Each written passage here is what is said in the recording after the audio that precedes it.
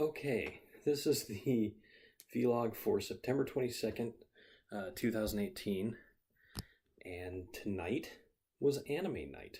Um, this is funny. Okay, I haven't had anything like an anime club since I was in college, which was like a couple of years ago. And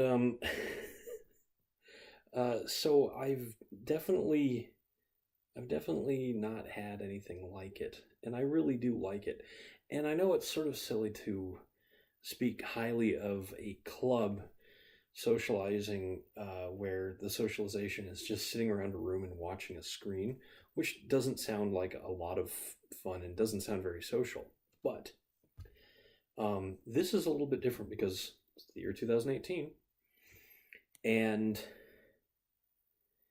our anime club is online. In fact, none of us are in the same area and we don't sit in the same room. Um, a buddy of mine who plays World of Warcraft sets up a Discord room and does a video call and shares his screen, and we watch the show on his screen. So, oh, jeez. Tonight was a special night too. For starters, it's my first one. They've been talking about doing this, and they've been doing it for at least a month or two now. So they've gotten through a lot of anime, honestly. Little Witch Academia, Bakano, and something else that I don't remember. I didn't recognize the name of. But tonight was sort of an off night. They couldn't get everybody. So what did they decide to do? They binged Ghost in the Shell Standalone Complex. Now, this is one of my all-time favorite shows. Not just in anime, it's just one of my favorite TV shows ever. It ran in Japan, I want to say in like 2002, and it had like, I want to say at least 26 episodes. I don't think it had like a full 52. I don't think it ran for a full year. I think it ran for one season, which is half of the year. Actually, the season is probably only a quarter of the year, but I don't know. I don't know exactly how it works. I know there's at least 26 episodes or so. So, Ghost in the Shell is this immensely influential concept. It started off as a comic book, but a comic book written in the very late 80s or very, very early 90s, and came over to America in most people's minds with an animated film that I want to say released in 1993. The Ghost in the Shell movie, the first one, is I think what most people think of when they think of Ghost in the Shell, which is interesting.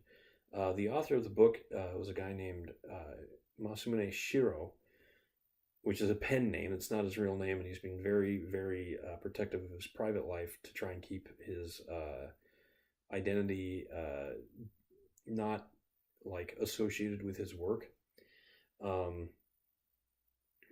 But Mamoto Oshii was the director of the first film, and that film is very much in his style with this sort of haunting, distant, disconnected, which is very apt considering the source material, feeling. It's as though you're watching people's lives, but you're watching them from afar. And I mean, that's how movies are, but it's done intentionally. There's lots of long shots in the movies where you're seeing these characters sort of in the distance. There's this fantastic interlude just in the middle of the film that is nothing more than one character walking through a shopping district, having lunch, and looking at the neighborhood while this amazing music plays. And you just have this wonderful sense of familiarity and sort of disconnection, as though you're just passively watching things happen to other people while actually being in the mindset of the character, the main character of the film. The Standalone Complex show is a little more simple. It has its moments as an art piece, but it's very much a crime drama, and it succeeds exceedingly well in it. They don't just get the notion of a crime drama correct. They also, for 2002, which is when it was released, very accurately figured out how hacking worked and was and would be. The core of the storyline, the complex storyline as it's called, is about a hacking group that is inspired by one person who may or may not have direct control over the individuals performing hacks. And in the middle of the 2000s, a group of hackers known as Anonymous were sort of formed on internet chat boards like 4chan, where they would share information on how to perform hacks, and without any clear director or agreeing sort of consensual force, they would commit hacks, and it made them very hard to track because their goal was just sort of to foment chaos, and to bring down any sort of large corrupt groups like corporations or whatnot. But it was incredibly disorganized, which made it incredibly difficult to track. You could track all of the conversations that happened on these message boards, and you still wouldn't have a clue which of these people were actually doing the hacks, which people were responsible, how it was happening, whether or not it was actually integrated, or if there were multiple people enacting hacks in different places just at the same time, which must have been maddening for the police. And I believe that the group has never been completely apprehended, if there even is a group with name badges. I'm a member of Anonymous. I thankfully don't know enough about computers to ever actually participate in such crimes, and I have no desire to do so. So please take me off that watch list, American government, if you could. I wonder if American government agencies that watch these videos show up as having watched it on the YouTube tracking metrics. Probably not. Hey, maybe I've got more people watching this than I actually realize. That'd be neat. But yeah, Ghost in the Shell is a fantastic piece of work, no matter what the medium is. The comic was trend-setting. It inspired an entire generation of people that wrote cyberpunk fiction. The movie is a hallmark for Japanese animated film. The series is one of the most lauded, with incredible production value, and put IG Productions at the top of the list throughout the early 2000s and to this day. I can't remember what some of their more recent stuff has been, and it's not quite my speed, but it's still very good.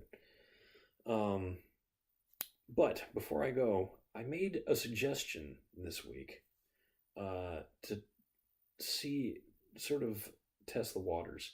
The guy that runs it actually is the most interested in it, so it might get actually there might be a chance that it will actually happen. But I recommended some tokusatsu, specifically one of my favorites, Kamen Rider, and in particular Kamen Rider Den-O. Kamen Rider is a live-action show from Japan. It's ostensibly targeted at kids, or at the very least young adults, very young adults, tweens, you might say, ages of 12 to 14. Kamen Rider reinvents itself every year. There's a different Kamen Rider each year. And in 2007 or 2008, I want to say, it was Kamen Rider Den-O. Den-O is the train-themed Kamen Rider. The characters ride around in a time train that travels between the present and the past, and sometimes even the future. The one that came after that was called Kamen Rider... I don't remember exactly. It was a vampire goth bat-themed Kamen Rider. It also had some time elements, but it was actually flashbacks. And there was a modern Kamen Rider and a Kamen Rider in the past called Kamen Rider Ixa, which is funny because I can't remember the name of the Kamen Rider from that version's present. After that was Kamen Rider Decade, which was the 10-year anniversary of Kamen Rider since the start of the 2000s. Then Kamen Rider Double, Kamen Rider O's, Kamen Rider Fourze, and Kamen Rider Wizard. That was the one that came after Fourze. I sort of stopped keeping up with Wizard. There was another one after that that actually was really good called Kamen Rider Gaim.